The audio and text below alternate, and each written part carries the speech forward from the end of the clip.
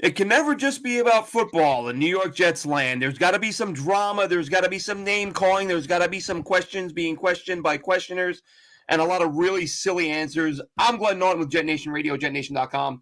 Be sure to log into JetNation.com where you can register and become a part of what is the most active Jets message board on the web.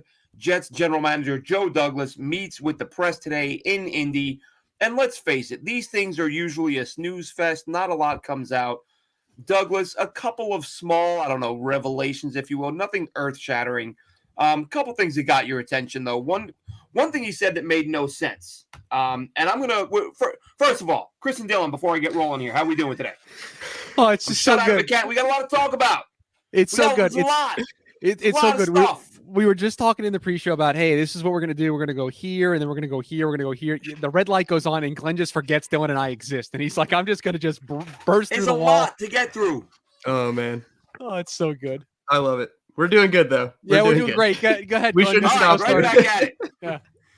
So Joe Douglas meets with the press today. What I'm going to do, I'm going to run through anything Joe Douglas said that was remotely interesting. And then Chris and Dylan can chime in and give their 2 cents. The funny thing I thought was Joe Douglas said he likes where the O-line is because Elijah Vera Tucker's versatility. One, Elijah Vera Tucker doesn't play very often. 2, he followed up saying he likes his versatility by saying we're not going to use that this year. He's only going to play one spot. So I thought that was a little bit weird. I get maybe he means the fact they have so many choices of where to put him, but once they put him, but even when you go to AVT, you still only got him and Tippmann. I've talked about Carter Warren, who I think is a possibility. Like, I'm not writing him off as he's worthless, but I'm also not penciling him in as a day one starter. But here we go. Here were the key points, key takeaways, guys. He's happy with Elijah Vera Tucker. Says Vera Tucker is doing well. They're going to put him in one spot. That spot hasn't been decided yet. We kind of thought that was the case. There will be no franchise tag for Bryce Huff. They have spoken to their representatives and plan on speaking to them again this week. So they're at least putting out the image that they're trying to retain him. We'll see if that's actually the case. Mecole Hardman, for those of you who are unaware, did an interview the other day where he basically players don't always say the smartest things. Mecole Hardman came out and admitted to tampering. Said that while he was with the Jets, when the Jets played the Chiefs, he approached Patrick Mahomes and the Chiefs GM and said, "Hey guys, get me back here." And 2 weeks later, they traded for him. So you don't generally tell people that you were lobbying another team to trade for you while you were under contract. All Joe Douglas said was that that resonated with us, which makes you think there could be some tampering charges coming. What else? He said he shares Woody's frustration with losing, which of course he's going to say that. That's not a lot of shocking stuff here. He says the team doesn't feel stressed with the need to win because they haven't won enough. He just says they feel not stressed but prepared and feels they are ready to answer the bell. He said, let's see, some coaches are already in it. Robert Saleh is going to come to Indy, by the way, folks. That was probably the most surprising thing from Joe D, because it was reported earlier in the week Saleh wasn't going to go. Saleh never goes. Saleh has said he doesn't see any value in going. This, to me, reeks of, Woody or somebody upstairs saying, dude, we're getting killed on social media for you not taking an interest in the team. Please, could you go out to Indy for, just go out for a couple days? And that's what he's doing. Joe Douglas said Saleh will be there, but only Saturday, Sunday. So it's going to be the rest of the staff out there during the week. Saleh will come out for 2 days. Is he going to be that into it? I don't know if you've ever gone on a business trip where it's mandatory and you're not that into it. How much he'll put into it remains to be, well, it won't be seen by us anyway, but it will be seen by them. So Saleh will be arriving Saturday and Sunday. The team has given Zach Wilson permission to seek a trade. Again, this is sort of breaking news, but it's not breaking news because we knew they'd promised him they were going to trade him anyway. So this was kind of a formality.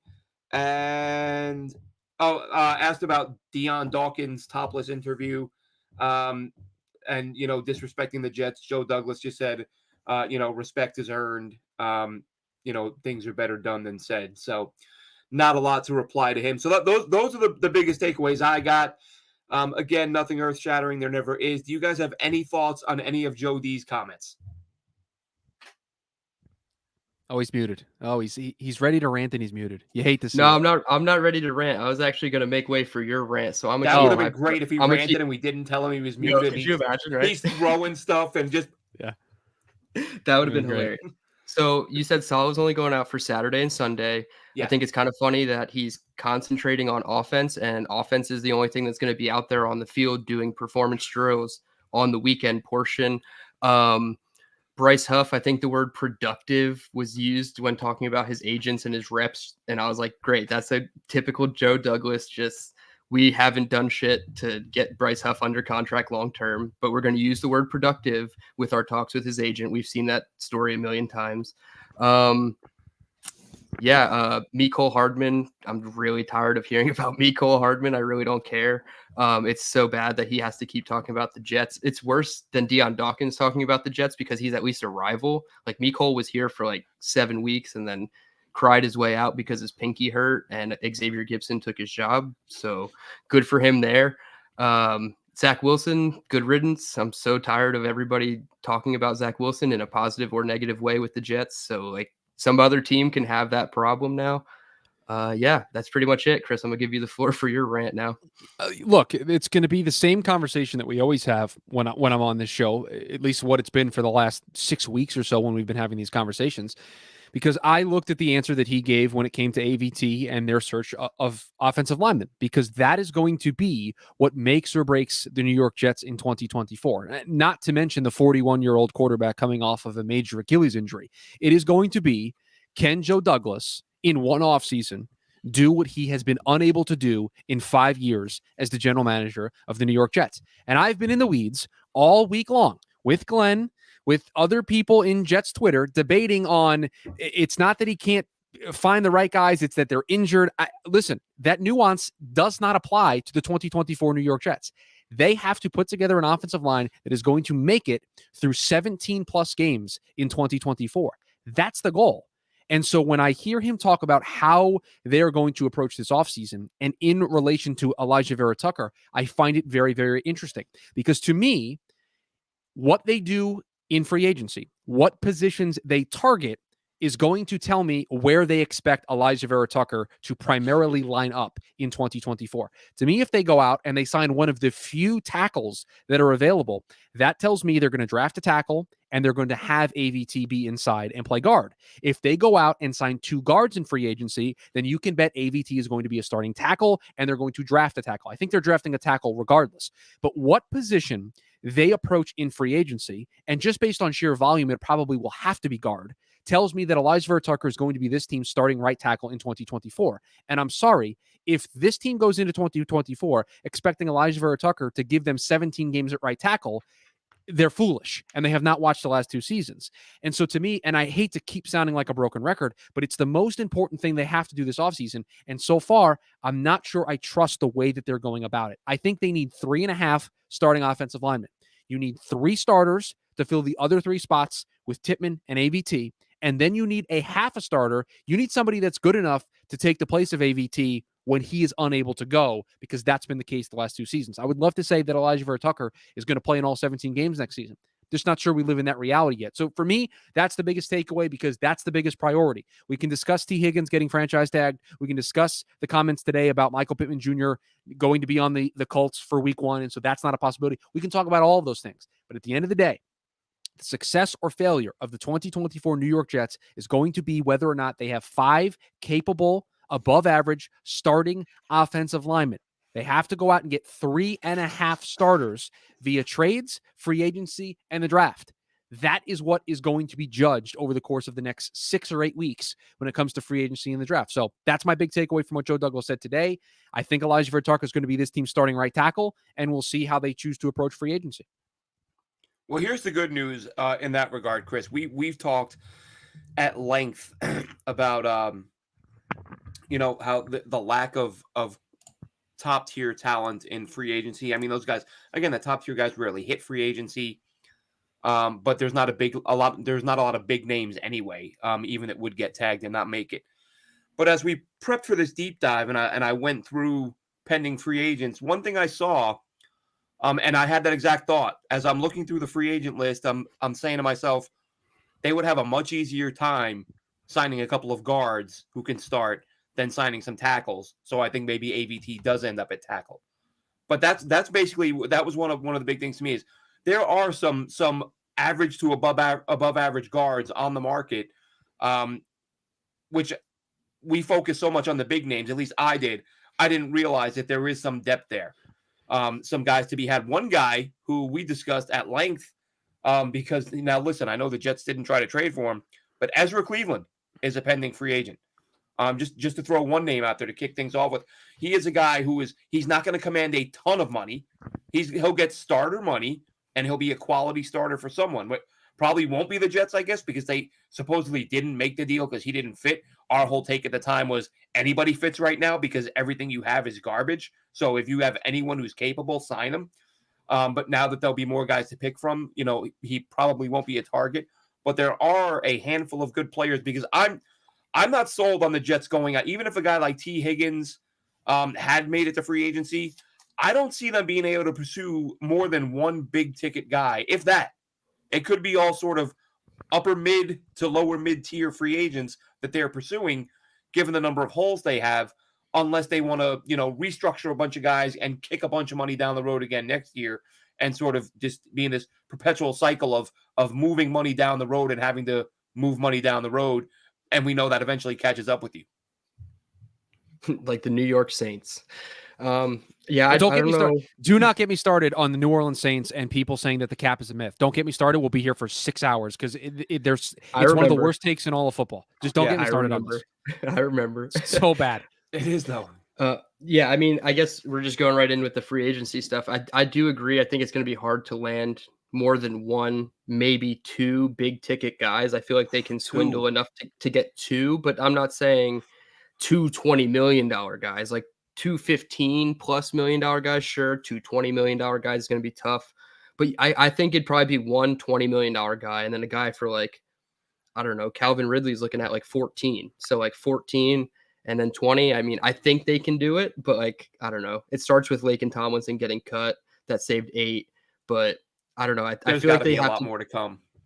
Yeah, no, I think that was just the tip of the iceberg. And that was something that I thought wasn't even going to come till post June 1st to save $13 million, but then you can't spend the money obviously until June 1st. But yeah, no, I think there's definitely plenty of more moves coming to help us in free agency. But no, I definitely think at least one big fish, you're on it with that. But I don't know. Maybe I'm just too optimistic that they can swindle enough money for two. So, and again, it's not just about the money. It's what we've talked about. If you're a big ticket guy, you're going to have 5, 6, 7 teams coming after you. How many teams are the Jets a more desirable location then? You know what I mean? You're not a contender. Yeah. You don't have a good coach. We're a contender. We're a contender. Yeah. I know. I'm on an island on that one. That we're on. You're on Revis Island over there by yourself with that take. Like, we're making the wild card if Rodgers plays 15 games. Like not currently. Not currently. I mean, not with we haven't added a player though. Like we don't even had the chance. Right. No, and that's fair. But like right now, as currently constructed, I can't see this team being a playoff team next year. No, they've got too much work to do. Totally get that. On the offensive line. And so until I see that work, which has never been done before, they've never done it correctly. So until I see that work get done, it's hard for me to believe that they're going to get there. But something that I was just thinking about while we were sitting here, and I don't even know if this is a position that I hold. It's just a thought that came into my mind and I want to share it with you guys. If we are to assume that they're going to sign 2 guards in free agency and they're going to make AVT the right tackle, right? You're telling me that they're going to leave up to chance the idea that the player that they want to be their starting left tackle on week 1 makes it to the 10th overall pick? There's a lot of teams picking in front of them. And if maybe they don't love Joe Alt the way we do. Maybe they don't love Olu Fashanu the way we do. Maybe they've only got one guy in mind that they think is worthy of being the 10th overall pick and being their starting left tackle. What if that player goes 7, 8, 9? So to me, is Joe Douglas and his staff going to run the risk of potentially the most important position on the Jets offensive line? Or is that staff going to leave it up to chance that player is going to be there with the 10th overall pick? I don't know what they're going to do. I mean, I can throw out a whole bunch of different permutations of what I think they could potentially do in the offseason. I'll just give you one. They could very easily sign Connor Williams and kick Tippmann to guard and have AVT be the other guard and sign Jonah Williams and have Jonah Williams be their right tackle and they go into night one of the draft needing a left tackle, AVT, Connor Williams, Joe Tippmann, Jonah Williams. That could be one permutation of the offensive line, right? Yep. That doesn't include any of the other potential free agents that are available, but that's one permutation. But again, is Joe Douglas going to leave it up to a roll of the dice on draft night? Because here's the problem. They don't have the necessary draft capital to move up if they start to get worried that the guy they want isn't going to be there at 10. So and it really comes down to, and that's what I always say with, we talk about, this tackle and that tackle. We don't know what their board looks like. And if they have on their board 4 guys who they believe could start at left tackle, then 2 quarterbacks, Marvin Harrison, like the math works out that you expect 1 of 4 to make it to 10. So it's a roll of the dice, but the dice are a little bit loaded. Like there's a really good chance that's going to happen. And I don't think they go into it. I think you mentioned Jonah Williams, who we've talked about. Maybe he's a guy you get, and he's not a great left tackle. But if he's, he got switched over to the right side. But if you said, look, we need this guy to be a left tackle for 8 games while we, whether it's, you're not going to take Patrick Paul at 10, but and any of the other left tackles not named Alter Fashanu, who you think can play the left side. Sure. Hey, let's work with this guy, give him 8 weeks to get him spun up, and then he's your starter, something along those lines. Because I don't feel like it's a huge risk because there are so many tackles in this class. You're getting somebody at 10. Yeah. Well, I see. Dylan, can you put up Franco's comment in the chat? Because I think this is very important. I don't want Jonah Williams at, top tier free agent tackle money. But I don't think he's going to command that. I don't think you're talking about Jonah Williams being one of the higher paid tackles in the game. So if you get him at a reasonable rate and then you have a swing tackle as well, if Jonah Williams doesn't play well, then you use your swing tackle. I'm not saying overpay for Jonah Williams. I'm not saying that's the big move they can make. But one version of what the Jets could do is instead focus on solidifying their interior, get a decent player at right tackle, draft a left tackle with number 10, and then, okay, I've got a really good left tackle. I love my left guard. I signed a really good quality center. We think Joe Tippmann can have center guard versatility, so I've got a really good right guard, and my right tackle spot is okay-ish with the upside of potential.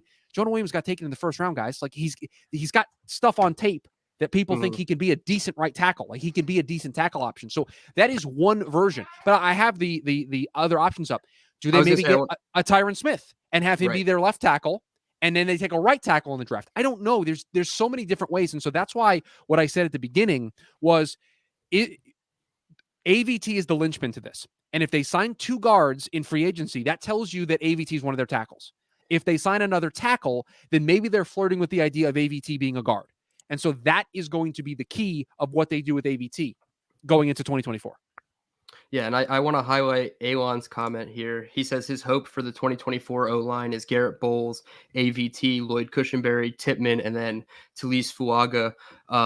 And I said last night, I think, on Talking Jets chat, their live chat, that this is 4 out of 5 what I wanted, except I wanted Tyron Smith, who you just brought up, Chris. So that's just another permutation to the whole thing. If you had Tyron Smith, AVT, Cushenberry, Tippmann, Fuaga, Fuaga is probably the most questionable, obviously, as a rookie, but that's a solid 4 across the board. Obviously, you can go David Bakhtiari if you really want to, risk it for a guy who gets injured all the time, which this team apparently likes to do. Johnny Football says had a ton of injuries too, hasn't he? Yeah, but he's been a little bit more durable. He's missed, I feel like it's 6 games each of the last 2 seasons, 3 seasons. Yeah. And then Johnny Football in the chat says, I would rather re-sign Fant. Yeah, I think a lot of people would, considering his play after he left the Jets, but we don't know. I question. So we'll see if George Fant comes back. But that would be a swing tackle guys option.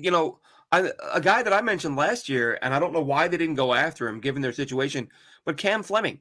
Here's a guy that started 15, 16 games a couple of years ago in this offense for this coordinator, whether that's a good thing or a bad thing, but he played solid enough football as an experienced veteran.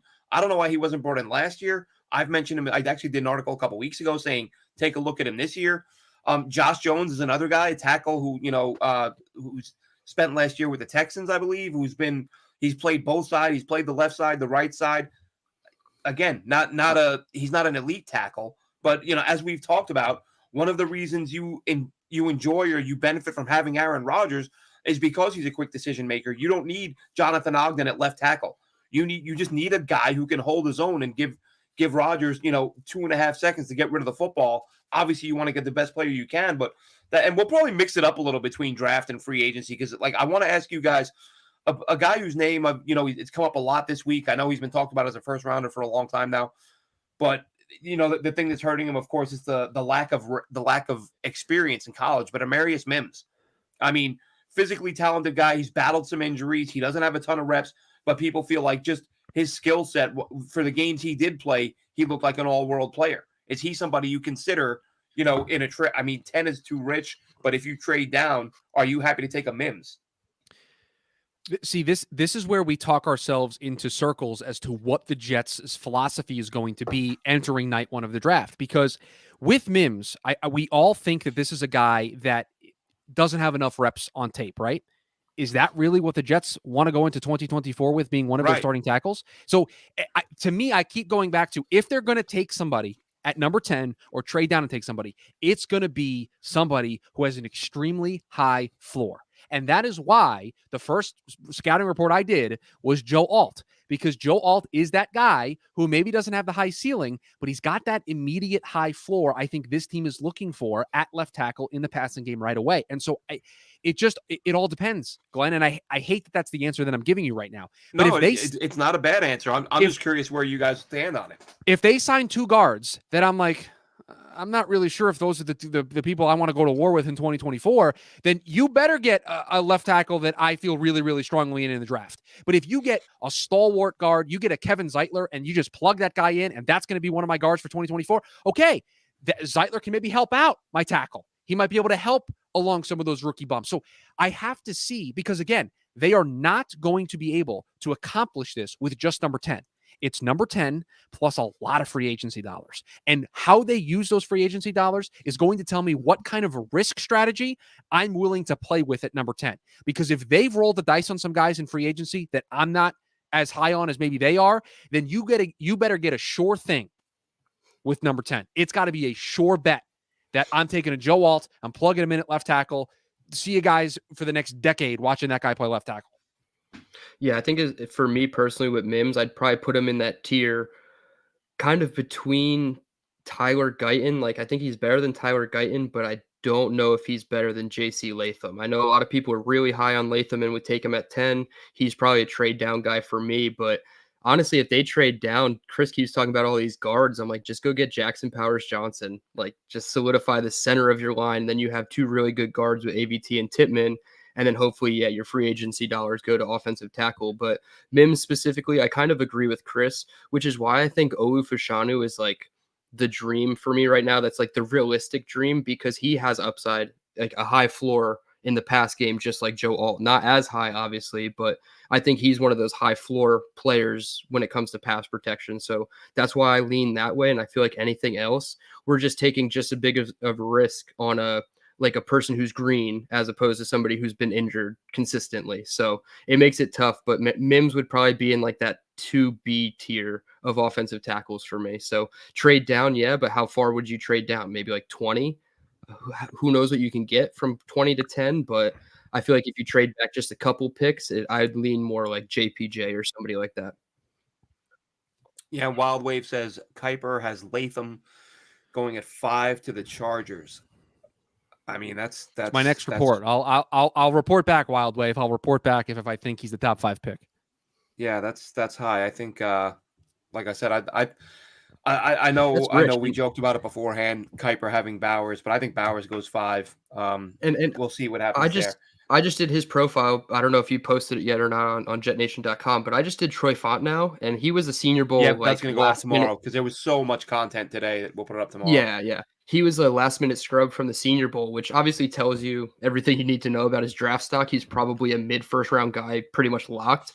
I would feel better about him than Latham in certain situations. I don't know. Maybe I'm just not as high on Latham as most people are, and I need to go back to the tape. I know he's got size and everything, but I don't know. Fontenot, he's ass and legs, good leg drive, grip strength. He's going to knock you out of the club like we talked about the other week. So I don't know. I kind of like Fontenot. I don't know if you guys had thoughts on him versus Latham, but I'd put him above Latham, Mims, Guyton, all those guys. But he's a guard. He's probably going to play guard. That's the thing. This is why it is so important for the New York Jets to get free agency right.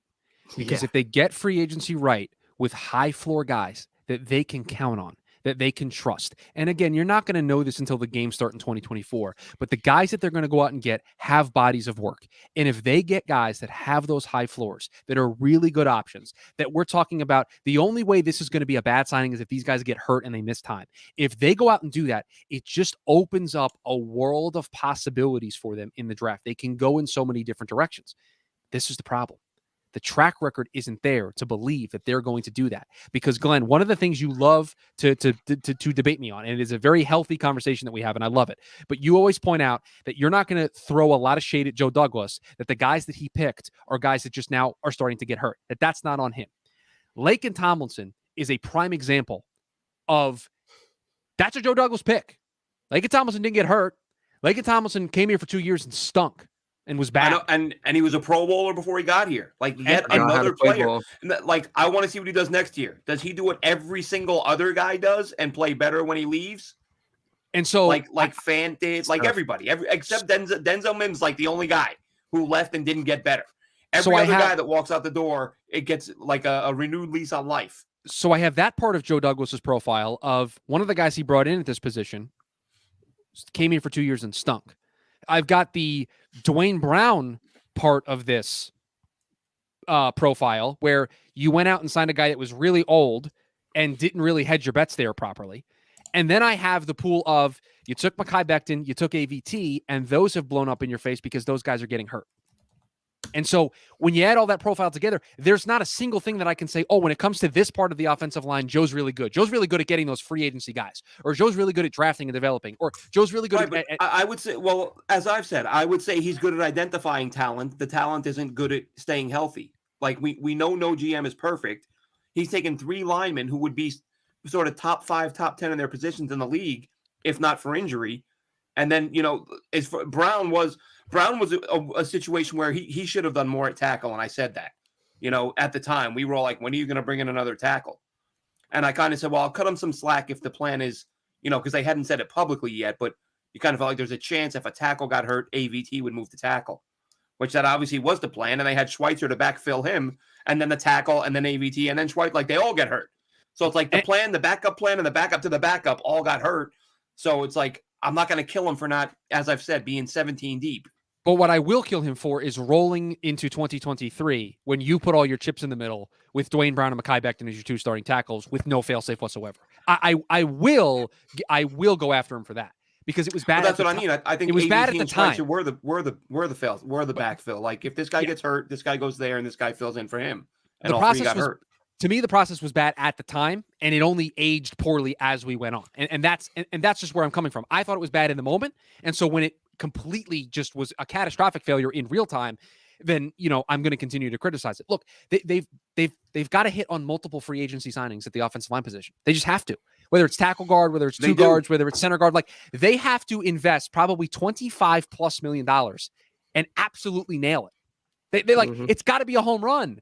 They've got a 41-year-old quarterback coming off of an Achilles injury. Like, it's got to be a grand slam home run. You have one of the top 10 offensive lines in the league.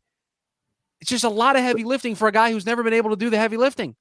So my question to kind of put a bow on this entire thing, because I feel like based on what you're saying, Chris, and what you're saying, Glenn, about free agency, I can kind of gauge where we're at.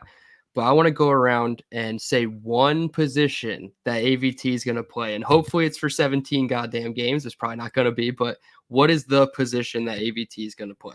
Chris, we'll go with you and then Glenn.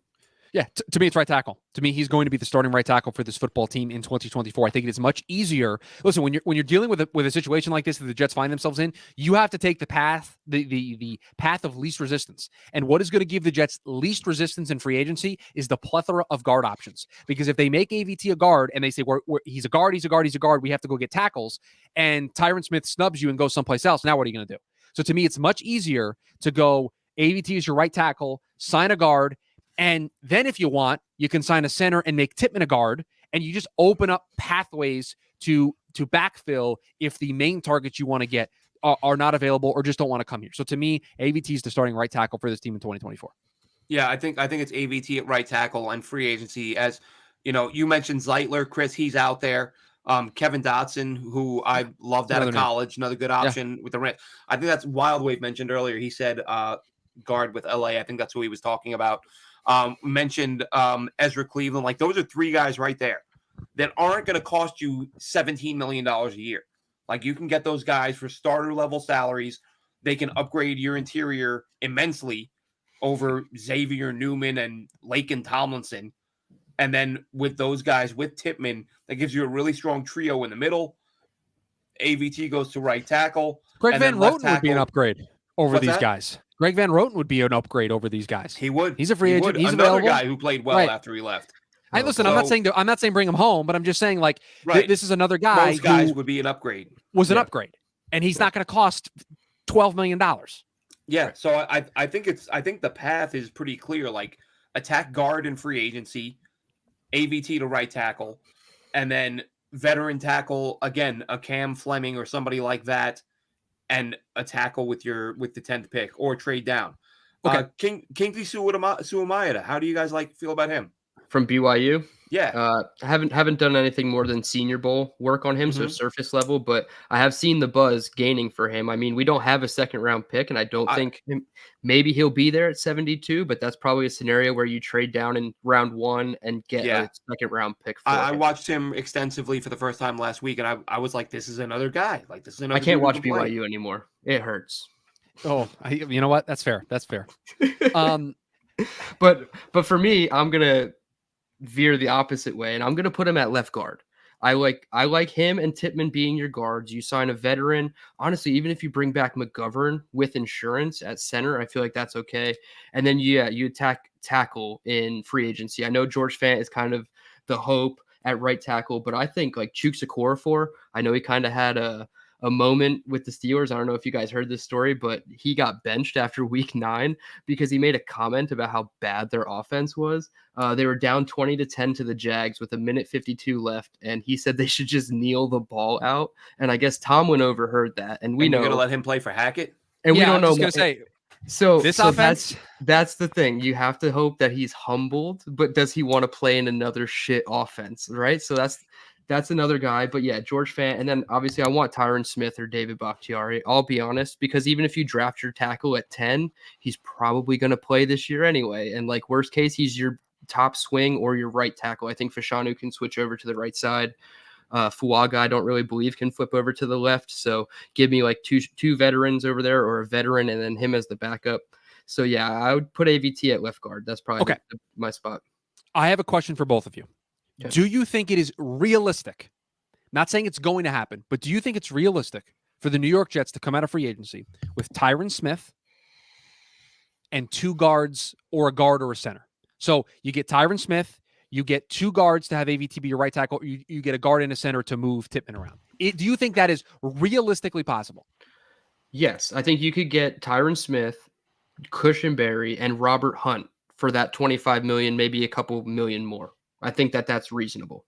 If you do that, if you can accomplish that, you can do whatever the bleep you want with the number 10 overall pick. Yeah. You can move up if you want to get your guy. You can move down if you want.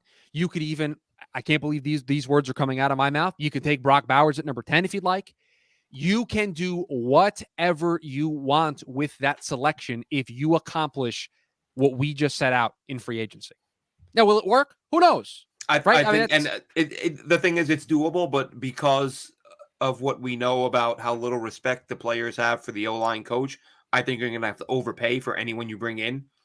But you just can't let it be a gross overpay. You can't have a guy who's probably going to get 11 and offer him 18.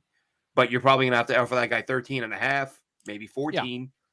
So I'm looking it up real quick on Over the Cap, the superior cap site for NFL. What a terrible take by you. Oh no, you said Over the Cap. Yeah, preferred, what are you right? saying? Okay, sorry. I have SpoTrack.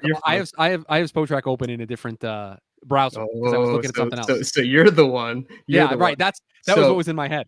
So based off OTC's valuations on all these guys, they don't have Tyron Smith, but the 3 I just named, Tyron Smith, Lloyd Cushenberry, Robert Hunt, based off their valuations, $20 million combined.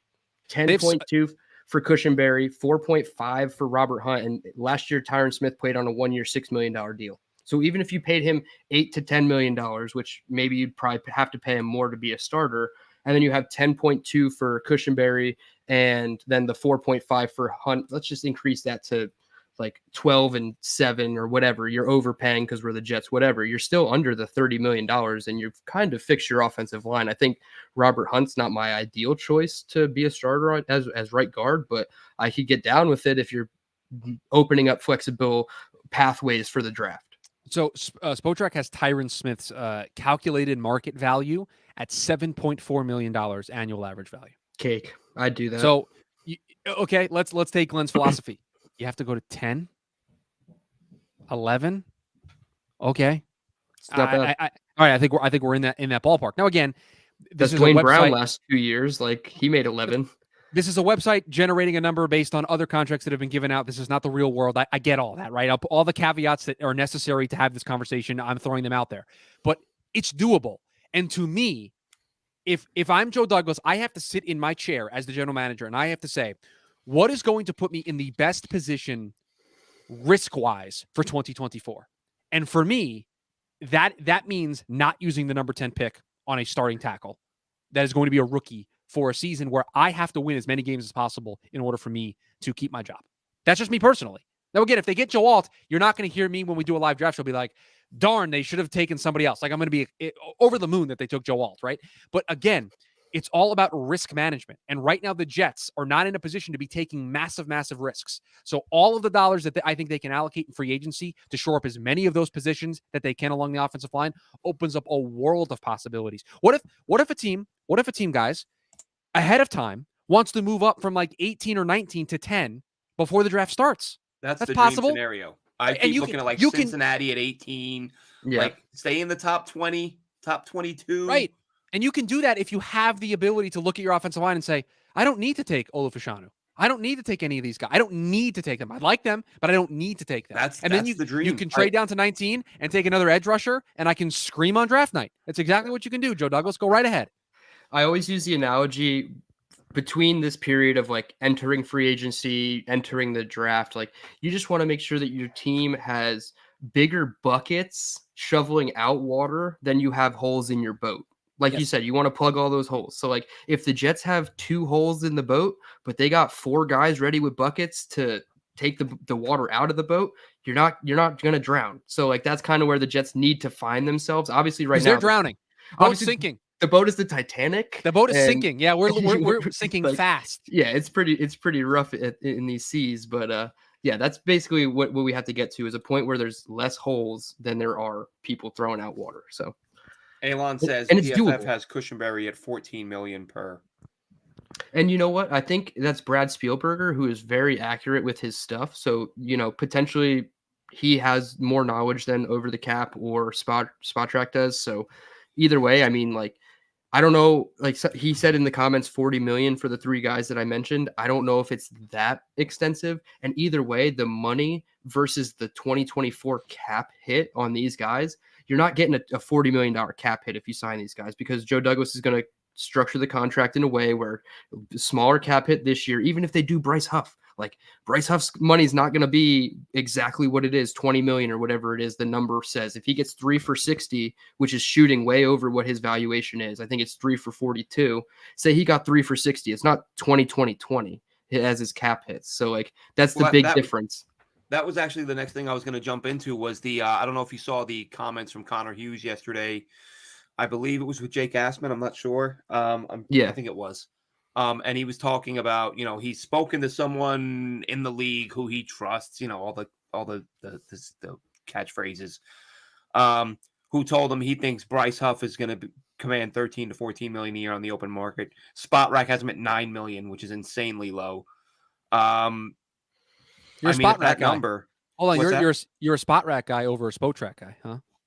Wait, I don't know what it is. What is it? So I have always pronounced it as Spotrac, and other people have pronounced it as Spotrac. And so you're a Spotrac guy. I'm a Spotrac guy.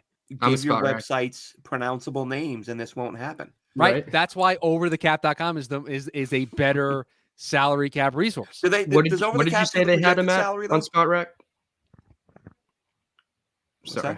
What did you say his projected was on Spotrac? 9 million. Yeah, they have 9.5 on Over the Cap. So that's just egregiously low. Like that's 50%.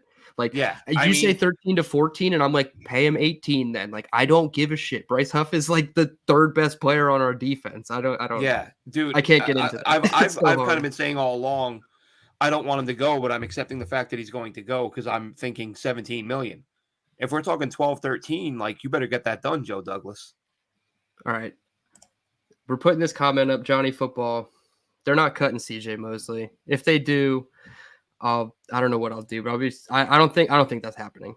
He has no guaranteed money in his deal. But I don't think it's crazy to suggest. No, Rich Cimini said he has no guarantees left in his deal, so that means a restructure is most likely coming. I mean, if they cut him outright, maybe they're going to do it, but I think it would have to be a post-June 1 cut for him to even, have like all the effects. I think there's some dead cap, if I'm not mistaken. If they cut him right now today, they said, CJ Mosley, you're gone. You're not a New York Jet anymore. They have $10 million in dead money, and they save $11 million against the cap. If they were to wait post June 1, it's $4.4 million in dead cap, and it's $17 million in cap savings. I mean, they're already right now.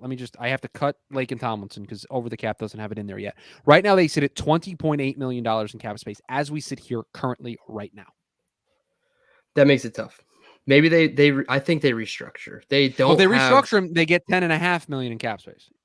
They don't have enough. Jamie Sherwood's not a full-time player. That's my opinion. I don't know if everybody agrees with that. That's fine.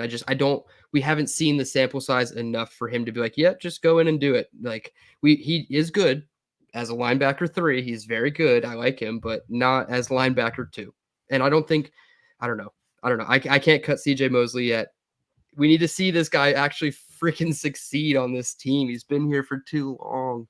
So I didn't care that the team was shit when Le'Veon Bell was here, but CJ Mosley, man, like this dude's been through the mud for this team for no reason. So to cut him now would kind of suck. If they do basic restructures on CJ Mosley, Quinnen Williams, John Franklin Myers, and DJ Reed, just those 4 players, they get to $59.8 million in cap space for 2024.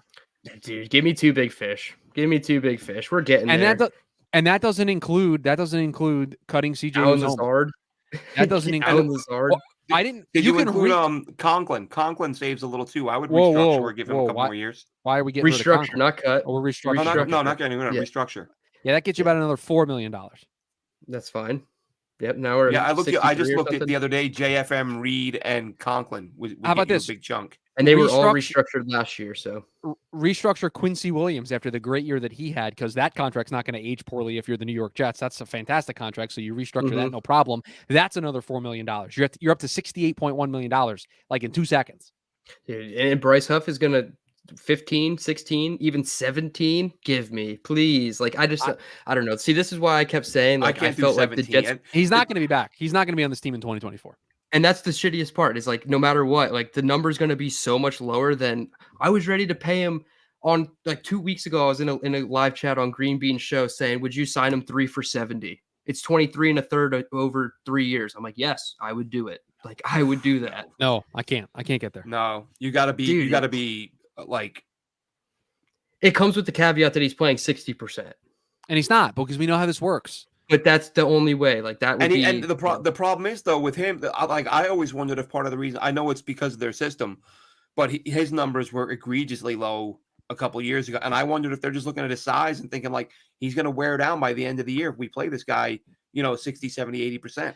I'm sorry, they didn't reach for Will McDonald to give Bryce Huff $15+ million a year. They just didn't do it. And I hate to be that guy because I agree with you, Dylan. I want Bryce Huff on this team, but this team didn't waste a first-round pick on Will McDonald to give Bryce Huff $15+ million and have Will McDonald lower on the chart. So they're gonna let Bryce Huff walk. He's gonna make less than what I obviously think, less than most people think in the open market, I believe.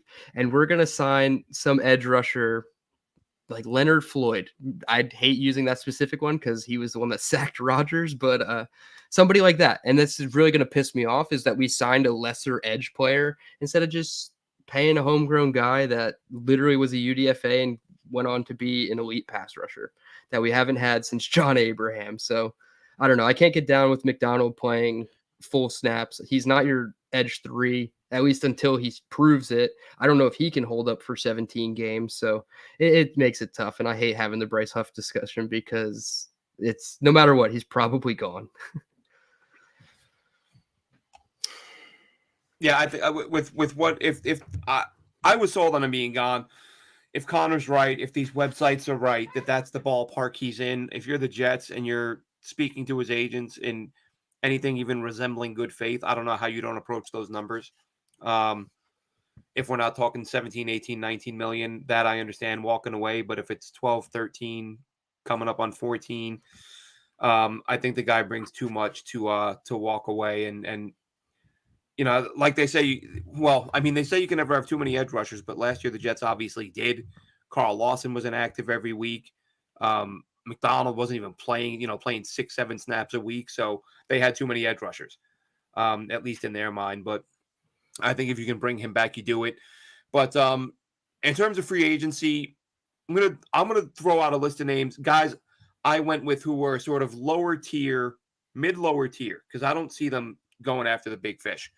But one name actually, I've not heard anybody mention this guy. And we talk about, backup quarterbacks. How would you feel about Jameis Winston? No, I'm okay. I'm okay. I'm good. You don't think you could win some games with him in this defense? No, I don't. Really? I don't. No. Sorry. No, go ahead. No, please take over. Go ahead. If he had to play for a month, he could get us to 2-2. It wouldn't be pretty. It would not be pretty. He's on my list. Like I kind of tiered it out. I have like the guys I want and then a questioning tier. And then he's in the questioning tier for sure. But then you have far-fetched. And then, so he's not far-fetched because I can see it and they need a veteran, but I don't know. I feel like his price tag. I see everyone going crazy about let's get Jacoby Brissett. Sure. I'm like, I think I'd rather Jameis Winston over Jacoby Brissett. I mean, it's Gardner Minshew. Gardner Minshew's the answer. Like that's who it's going to be. He's the top of my list. I was about to start. That's the guy. I was going to start with Minshew, but because I haven't heard anyone mention Jameis, I thought I'd throw that out there. So I feel like Gardner's going to stay in Indy because they need a backup for Anthony Richardson because he plays a style of football. They can sign Brissett. They can bring Brissett back. Go ahead. No, they totally could do that exact scenario and then let Gardner walk. But why would they? So I feel like it's going to be either like a Brissett or I just think, and I'm cool with either. Gardner Minshew's personality in New York would be hilarious. Like be that awesome. guy, be awesome. That guy is so nuts. He truly lived the Alex Moran lifestyle. If anybody watches Blue Mountain State, he would be Alex Moran to a T. He's something else. But Josh Jones, the tackle we talked about from Houston, I just mentioned Jameis. KJ Osborne, Vikings, productive guy, 500-600 yards, the number 3 receiver. Look at his drop rate. His drop rate was pretty high. Too high for me. Like 12% drop rate, 7 drops last year. That's Allen Lazard territory. So even though he's been a productive guy when he's been given an opportunity with some injuries to their receiving core. Zeitler, we talked about. What would you pay for Zeitler? What would I pay for Zeitler? He's a little up there in age, I believe, right? He's like in his mid-30s. He's like 31, 32. Actually, he's 34. 34. He's 34. And he played for 7 last year. 7 was I believe his cap number last year. No, his average per year was 7.5 over 3 years. If he'd take 2 years, I'd bring him in. 2 years, 14 million, I guess. Yeah, I mean, I wouldn't be terribly opposed to that. He was another guy in my questioning tier. I had him above Robert Hunt, but they're both technically in that tier. I'd prefer him over Hunt, but I got a guy for you. Who you got? What do we think about getting Noah Brown into New York as a New York Jet? You can't get one of the big fish. I mean, I'd like that more than MVS. I mean, CJ Stroud's rookie season was in large part because of Tank Dell and Noah Brown. And those two guys at wide receiver really helped CJ Stroud. Hey, shout out Nico Collins too. We got to give him his props. You're right. Shout out Nico Collins. But I mean, Noah Brown last season in 10 games, started 7 of them, 567 receiving yards, 2 touchdowns. He did have 5 drops, so we don't love that. That kind of that fits the bill. But last year in 16 games for the Cowboys, he had 555 receiving yards. So he had more receiving yards in 2023 in less games. And I do like it. 17 yards per catch. That's pretty impressive. Yeah. Like I said, he's definitely the deep ball threat. And like I said, I'd like his skill set and his like appeal more than an MVS. And I know that that's kind of the guy being linked, obviously due to Rodgers and everything like that. But no, I would definitely take him over MVS. I have two guys here, two wide receivers. Kendrick Bourne, not really high on him. He's like in the lower tier of my questioning. But Paris Campbell, I know obviously Michael Pittman is staying home, supposedly, we think. And I think Paris Campbell would be a nice guy too. And then I wanted to shoot this one out because I know that this position is needed. I don't know how much they're going to invest into it, but they need an RB2. How about Austin Eckler? Hey, settle down. Oh, sorry. Down. I didn't mean to step into. Move on to the next position. I question. Yep. I question whether or not they're going to get an RB2. I mean, go ahead, Dill. I cut Dylan off. No. Hold on, because I'm gonna come to Dylan's defense here, right? I'm gonna come to Dylan's defense here. If we are to believe everything that was said, Izzy Abanikanda couldn't get on the field because he couldn't block, right? That's why we couldn't get Izzy on the field. Well, I'm just saying that's what we believe. So we would want somebody who can come in and be good in pass protection and add some value, maybe as a pass catching back. So yeah, Austin Eckler would fit that bill. I'm not against it. I think he's going to probably cost too much. He's going to want a lot of money though. Yeah. Yeah. He played for like 6 last year after the contract dispute with Los Angeles. So how good was Deonta Foreman last season? That might be a guy. So he was the only other name at the running back position I was even like considering. And I feel like that's just because I liked him when he came out of the draft or like his first year in Houston or whatever it was. I don't know, man. I feel like we need a little bit of a larger presence at RB2. I mean, Michael Carter is his expiring contract in Arizona. I don't know. I feel like he was a good RB2 and we let him go. So man, Clyde Edwards-Helaire being a Jet's going to be just nauseating next season. Dude, no. We can't go there. What about? But no, I feel like throw out Eckler, another like name. you said, fits the skill set. What about Gabe Davis? Fast Alan Lazard. You know what? It's a great comp. Dylan, great comp. It's tough. Football, like, Alan Lazard. I mean, yeah. I need to see how many drops. I want to Gabe twitch Davis your had wide last year. receiver. I want to twitch your wide receiver. That's just my preference, my style. Listen, but you're gonna get another one in the draft. Like yeah, that's true. You're gonna get Malachi Corley at 72. Like that's written in ink already. You can plan your mocks accordingly. Listen, I understand mocks are just mocks and they're for fun and there's going to be some wild stuff. I saw one the other day and I think it was Sports. It was like a mainstream publication. And I didn't even comment on it. I didn't because it was so ridiculous. And then I saw Dom. I commented on Dom's comment. Had the Jets taking Bo Nix at 72. Oh, I did see that. I'm like, Bo Nix at 72? Hold on. Why are we upset about this? Are we upset because we don't think Bo Nix is going to get to 72? He's not getting to 72. Okay, if that's the criticism, fine. But if he's there at 72, oh God, yeah, run the card in. Yes, run the card in. Yes. I mean, there is 100%. a lot of talk about him being a first round guy, and I'm on board with that. But if he's not in the first round, he's not 72nd. I don't value him as a first round guy. And I mean, I don't give out 32 first round grades when I do this. Obviously, there's probably like 14, 16 in a good draft class, maybe like 18 if you're lucky. Like Bo Nix is not one of those 18 guys. It's got to be 14, 16, or 18. There's never an odd number of first round. No, there's never like 17 first round. Everyone knows that. Yeah. It's the OCD. It's got to be an even number. Yeah. Like we're good. But yeah, I don't consider Bo Nix one of those top 21 guys. So I think, second round, maybe pick 33 because somebody's going to run the card up and be like, okay, day 2 starts. You have that whole night to prepare yourself for the next day for rounds 2 and 3. Some team's going to come up for Nix at 33. I don't see that being, 72. Yeah, it's a pipe dream. So, but yeah, I mean, run it up if he's there. I just threw that out there. I thought that was so wild. Yeah. Back to Gabe Davis for a second. How many drops do you think Gabe Davis has had in 4 years? 4 years. First 4 years of his career. How many drops do you think? 17. 17. Glenn? That's an odd number, Dylan. You want to change that to 16 or 18? Nope. I feel like he had a lot in his first year or two. I'm going to say I undersold it. 15. Gabe Davis in 4 years in Buffalo has 19 drops. 4 his rookie season, 4 his second year, 7 in 2022, and then 4 again last year. Okay, so that's bad Still because better than Lazard. Because the wide receiver I want had 7 But drops you still got to last be year. better than that too. Yeah, the wide receiver I personally want had 7 drops last year, but he also had over 1,000 yards and 8 touchdowns. I don't know if Gabe Davis did that. So, thoughts on Calvin Ridley? I think we've mentioned him before. Yeah, I think he's sort of. I think he's the guy. I think it's going to be him again, this isn't a want. This is just I get a weird, oh God, they're going to do it, aren't they? Feeling when I see his name, Hollywood Brown.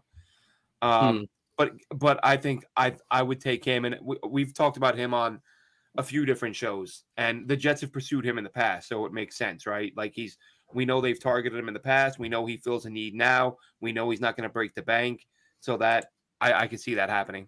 Yeah, it'd definitely be a home run, like Tales of the Asphalt Jockey says. His evaluation on over the cap is 14.6. He played for 11.1 last year. A little higher over on the SPO track. What do they got him, like 16? $17 million. Okay. So PFF probably has him, probably 21. We'll find out in the comments in a minute. But I also want to address this because 1, it's not true. And 2, we can't get back into this cycle of like Darnold versus Wilson because sometimes change is just needed. I don't know if it was fully needed with Sam and the Jets. It felt like it was, but this is like we got to break these two up. They're just not harmonious anymore. Zach's time is done. Bo Nix is definitely better. What do you think they get for him? What do you think they get for Zach? They're swapping 6s. Exactly. This is not going to be anything. We're not getting anything. It's honestly the cap relief is more important than anything they actually get back. Yeah. Just the actual process of trading him frees up. I think it's like $5 or $6 million. Like a $4 million hit, and they save 5 or something. Right. Yeah. That $5 million is a decent swing tackle. Like just that process is huge.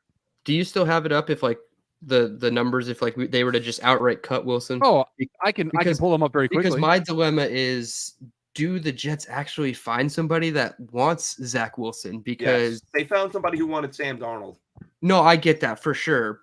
I think what Sam put on tape between 2018 and 2020 was better than Zach Wilson from 2021 to 2023. Like they're going to say they're going to go back to their scouting reports. Teams to say we were really high on that guy. Yeah. And the Jets did what the Jets do, and they didn't know what to do with a quarterback. Yeah, and we see that all the time with second contract guys. It's like, oh, go back to your scouting notes, see what you liked about a player, see if you can revitalize those traits in that guy. So yeah, I mean, I agree, but like, is he even cracking a 53-man roster for any team next year? Like, that's the part that hangs me up because I don't know is he a top 64 guy? I guess is the question. If the New York Jets were to just outright cut Zach Wilson right now, they would save as many dollars against the cap as Aaron Rodgers threw touchdown passes in 2023 for the New York Jets. Cool. For those keeping track at home, that would be $0. So Zach's not getting cut. Trying to do that on a post-it note here.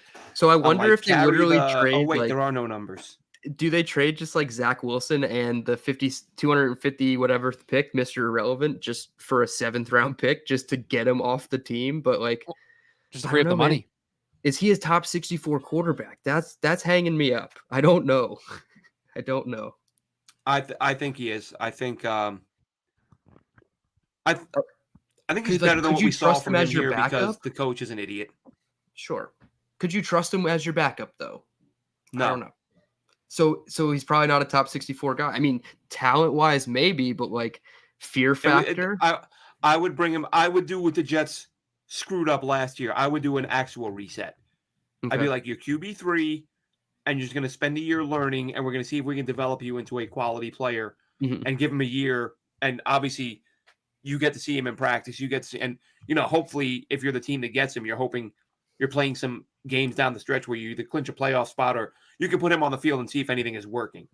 So I see this comment that says the Eagles supposedly like Zach. And that brings me to another thing that I brought up in our group chat earlier that we can kind of rant about was Sauce Gardner's, I believe, deleted tweet that said that our offensive game plan was leaked to the Eagles during that week. Kenny Yeboah echoed that in his tweet. Yeah. And then also Thomas Morstead taking shots at Mecole Hardman. Shout out. I think that was awesome. But yeah, Sauce said that the offensive game plan was leaked against the Eagles. So that's just another, what the hell are we doing here type of moment for this Jets team last year. It's like I said with Hardman, though. I tweeted earlier, like, I get being tired of hearing him, but I listened to it twice and I'm like, I'm waiting for him to say something that doesn't sound true. Like, It was all Aaron's offense. He got to do what he wanted. There was no order. There was no plan. Okay, this all checks out. Like, and then it was like, oh, how dare he say that? And I'm like, what did he say that's wrong? Like, find the thing that's wrong and tell me. Like, he's an idiot for saying it, obviously, because he opened his mouth about tampering. So he's not the brightest guy. But in terms of Garrett Wilson kind of said, the scenes, it's what we describe on this show every time we talk about the Jets behind the scenes. Yeah. And I was going to say, that brings me to this comment from Wild Wave. He said, I doubt they draft Malachi Corley. You need a good OC to utilize him. You don't think offensive coordinator Aaron Rodgers is going to utilize Malachi Corley with his skill set? And this is the thing. No matter who you draft on offense, you need someone to develop him, and we don't really trust anyone to develop him. So okay, no, from the coaching standpoint, probably not. I mean, there's only so much, like, what is it? Ron Middleton is the only, like, actual assistant holdover. But I mean, thankfully. This is great. I didn't realize this in real time, but this makes my point from earlier even more true. You're going to trust Keith Carter to develop a high ceiling offensive tackle? Well, this is what I said earlier about the free agents. No. Like, I mean, here's the thing: you can't not draft people. That's what I was going to say. We can't not do anything. We're not going to draft any positions where our coaches suck. Okay, just trade all the picks then. Just draft defensive players, because that's all great. No. Somebody's going to have to be coached by Keith Carter, whether they like it or not. That's the unfortunate situation. It's obviously the draft picks because free agents have more leniency on where they can go. But, like, yes, it's going to be very difficult to sell Keith Carter on anybody based on what the reports are that are out there. But we have to do something, right? Like, somebody has to take our dollars. Like, got to pick somebody, got to sign somebody, and that's what I mean. Right. That's why I think the Jets are going to be living in the lower tier, because top tier guys are going to have better options. You're going to have to be going after guys who only have one or two other offers, and you're probably going to have to blow those offers out of the water. That's how you're going to get people to come play here. And then hopefully when you move on, you find a better coach. So the head coach attracts people. I'll push back on that. The head coach, I think, attracts people. Not from the sense of he attracts his friends who know he's not going to yell at them when they screw up. And defensive players. I don't think there's any defensive player that, like, has said a bad thing about him. Not saying, like, we don't need defense, unfortunately, but I mean, a lot of players have said no thank you to their money. Yes, that's true. That is Fletcher true. Cox last year. Who was it who signed with Atlanta? The D line. Okay, but when a guy stays home or, like, where he was, I don't really take it. Like, if Mike Evans chose the Bucks over the Jets, like, I'm not that mad, and I get it. Like, there's no tax and all that shit, but, like, I don't know. The Falcons didn't. Calais Campbell, I almost put him on my list. I almost put him on my list, but, like, when the team doesn't land a guy who moves to a new team, it does hurt a little bit more. But, like, when he stays home, like Fletcher Cox, I'm not really that mad, considering they were, like, in the Super Bowl, thought they were going to make another run. So I don't know. Guys, what's up? We've never seen Joe Douglas overpay people. Like, I keep bringing up this point, but, like, his methodology is, this is what I think you're worth. This is what I'm willing to pay you. The last free agent he signed was an overpay. The last free agent he signed was an overpay. Well, that was a Rodgers signing. Right. That doesn't really count. Allen Lazard doesn't really count towards that. I think he meant Dalvin Cook. Oh. Yeah. Again, that was a Rodgers You can't signing. overpay on a 1-year deal. Let's just make. They overpaid. They would have that money. They'd have another $8 million in cap space this year if they didn't make that dumb move. But that was a Rodgers move. Yeah, he's never overpaid, but he's also never been about to get fired. So I think we're going to see a whole new. Like somebody said to me, a few people have said to me, "Why do you keep saying he's going to trade down? He never trades down." Like, he's never had to trade down. He's always had 3, 4, 5 picks in the top 60 and plenty of leash. Now the leash is a lot shorter, and there's no 2, 3, 4, 5 picks in the top 60. And that's what I think goes into the front office being, like, bare cupboards or a little bit, so to speak. Like, Joe Douglas is, he might be under the heat, and he's realizing that, like, he has to make these decisions and he has to sit with it. And, like, he's got to be the ultimate, the decision maker at the end of the day. And he can't let other people make those decisions if his ass is on the line. So maybe we do see, like, the most inspired version of Joe Douglas, and he gets in his 2022 bag and doesn't come out with 3, 4 first round picks or top 36 picks, but, like, he hits on 3 of his first 4 picks. And next thing you know, like we're sitting here on May 10th or whatever it is, a week after the draft, after we watch these guys. And Chris is like, yeah, you know what? We are wild card contenders now. I'm going to take back what I said on February 28th. We talked about it earlier. I was half joking with the contenders thing. Like, do they have is there a framework in place to get there quickly? Yes. No. But why should I believe they will? They screw everything else up. I'm done believing like, oh, they're going to do the right thing. No. They'll either draft bad players or they'll draft good players that the coaches don't know what to do with. Those are your 2 choices. Listen, I'd love to be proven wrong. I'd love to be proven wrong, but I'm not going to put belief in a coach who I don't believe in. And I've made that very clear on this show over and over and over again. And I'm not going to say a 41-year-old quarterback coming off an Achilles is just going to run through this AFC. I'm sorry. I'm just not going to do it right now. But Jameis Winston. I'm gonna echo Wild Wave here. Chris, you'll be happy in 2024. We don't know at what point in 2024. It might just be the summer portion. Come August, September, it might go away. Wild Wave. I'm going to be absolutely thrilled in 2024 because I'm going to be doing this show with my friends here, with my guys. We're going to be talking about Jets football, and I'm going to be thrilled because the expectations that I have going into 2024 are this. I have 0 expectations. So I'm not going to be upset. You're not going to get rant after rant after rant from me because I have 0 expectations for the 2024 New York Jets. So there you go. The Jets might be coming to London, by the way. Did you see that? Glenn, you're going to the game, right? Front row tickets if Well, I've gone to their first couple London games. I was second row last time against Atlanta. Sorry. I don't know if it'll be front row because I got to get the whole family out this time. Kyle Pitts breakout game. The one time Kyle Pitts ever showed up for Arthur Smith. Our friend Smith. Gus on Twitter tweeted out a video that somebody sent him that had it was Wembley Stadium cameras shooting end zone to end zone, and each jumbotron it was a Jets Jaguars logo, or logos, and I was it said who's coming. So that was almost like all the evidence you need. So that's the thing, the Jets are on of the teams that are on their away schedule or their home schedule. The Jets are one of them, so that'd be nice. That'd be nice to get out to another Jets game, but and that's not their only option. I think the Vikings have a overseas game that the Jets would be the away team potentially for. So there's multiple. I don't know what country that one is in though. Yeah, I mean, I'm not obviously for your sake. I hope that they play in London, but like if they played in another country too, that'd be cool. I'll go to Germany. If it's that's Germany, what I'm saying. Yeah, I think they're working on Brazil in 2025 or something like that. So like, yeah, I like this. Maybe this is where we wrap things up, but Tony, I want you nowhere near the GM's chair of the New York Jets. I want you nowhere near it.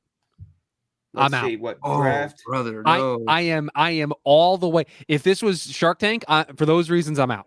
For the last four words of the comment, they compete in 25. Also, who gives a shit about 2025? No, but I'm sorry, Carter Warren's not 24. Okay, fine. I hope so. I hope it's a typo. But Carter Warren can't be my starting right tackle. He can't. Carter Warren can't be one injury away from being your starting either tackle, in my opinion. Like, I know Max Mitchell is bad, and I know Carter Warren's probably better than Max Mitchell.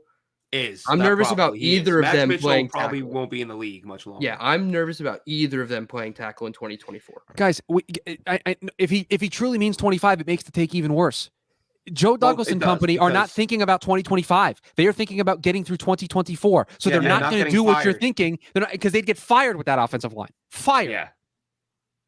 And like, I get it. It's a bad case from Oklahoma. And like Glenn said, you have like if you watch his film, it's just quick passing, get the ball out quick. It's hard to evaluate him. And that's what Rodgers would do. But that doesn't mean you go get a guy just because it was hard to evaluate him in pass protection to be your starting left tackle. He does have the athleticism to move over to left tackle, but you don't start him there as a rookie. But also, where are you trading down? So you're trading down to get JPJ, let's just say 15, 18, whatever. Where you're getting a pick in the 30s or 40s to get Guyton too? I'm confused because Guyton might be a first round pick. Like there could be 6 offensive tackles that go in the first round. You consider the big four. Year. You consider the big four with Latham, Fuaga, Olu, and Alt. Then you have Mims, who we talked about. You have Guyton, who we talked about. Patrick Paul's getting buzz. I know for a fact I'm missing one. Like that's 7, 8, 9 potential guys. The Ivy League kid. Sure. That guy. Have you guys watched him yet? Glenn, There's probably no chance. a name didn't immediately come to mind, so the answer to that is probably it's not no. an easy name. Hang on. Okay, so then What's an Ivy League school? Like Yale? Is Yale the Ivy League school? Princeton's an Ivy League school. Kieran Ahmadi Ahmad Wadije. Yeah. Thanks for making me butcher it, but yeah. It's impossible to find Yale games. I found a couple of sort of condensed highlights yesterday. Tony, I'm sorry, because Tony's driving me up a wall here. Tony says, "Did you read my above comments that Aaron Rodgers has only had 3 free agents in 15 years?" Tony, do me a favor. Get really close to your computer, your phone, however you're consuming this podcast. I want you to get real close right now.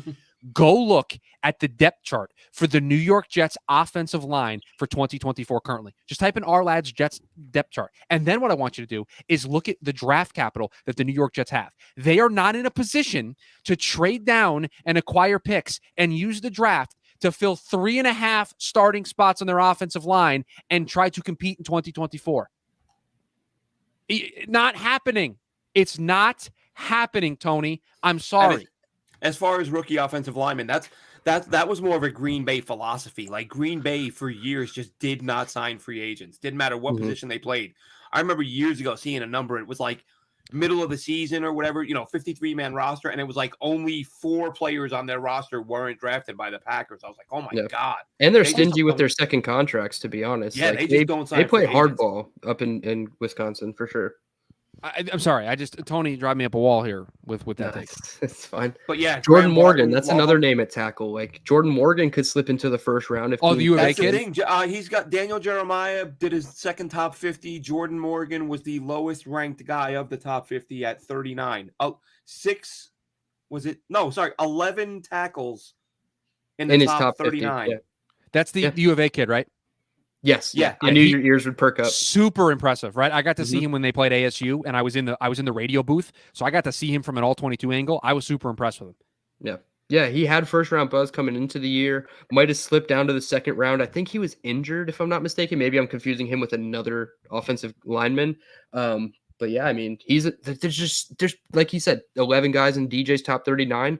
Tell me 9 of those guys can't go in the top 32 actually. So like, we'll see. But I think offensive tackle is going to be pretty depleted by the second round. Tony, please put up Tony's last comment, please. Oh, I'm about to lose it.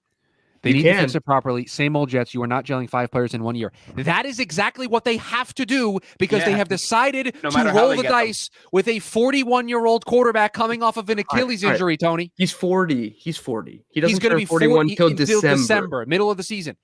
They cannot do what you want them to do. Physically impossible. Joe Douglas and Robert Saleh will be looking for jobs elsewhere if they do this. They've made a choice that they're going to roll with the 41-year-old quarterback. They have to build an offensive line differently.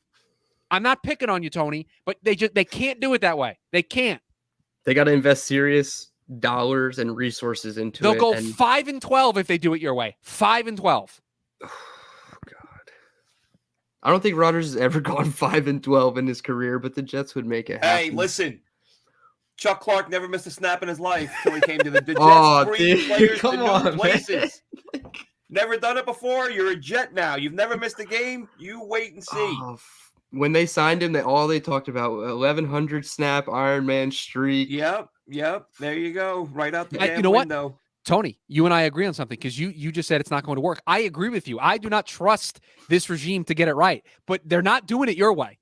It's just not happening. They're going to do it the way that I said that they're going to do it. It's not going to work Chris's way, Tony. It's not going to work your way. It's not going to work my way, and it's not going to work your way either, Tony. That's what's going to happen here. All right. Fun show. Thanks for tuning in, everybody. Free agency, a little bit of combine, a little Love bit you, of Tony. Joe D. Appreciate you listening to the show. Yeah. Tune in again next week, guys. Loved having you. Thanks for the commentary. And more to come next week. I'll be on tomorrow, a quick show with Antoine Staley, Jets beat writer from the Daily News. The guy's got to work. This is the thing with the time difference. It'll be like, I don't know, 11, 12, whatever, 1 my time. I don't know. But it'll be 10 here. 5 p.m. tomorrow. Myself and Antoine Staley of the Daily News talking Jets, talking draft, talking combine. Be sure to tune in. Have a good one, Jets fans.